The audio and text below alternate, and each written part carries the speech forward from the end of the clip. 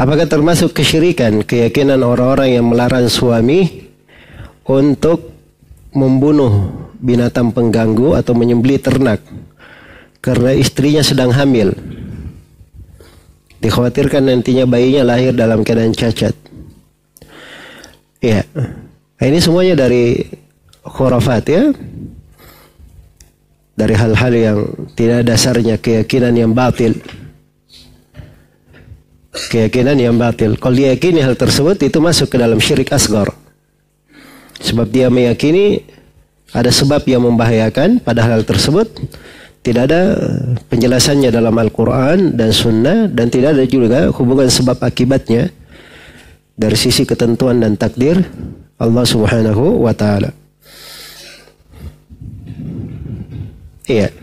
Apa hubungannya orang bunuh tokek misalnya, ada kaitannya dengan kandungan istrinya?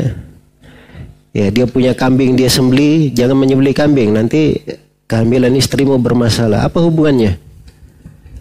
Ini semuanya dari keyakinan-keyakinan rusak. Karena itu pokoknya hati ini diputus dari keyakinan seperti itu, bersandar kepada Allah Subhanahu wa Ta'ala. Segala sesuatu itu di tangan Allah.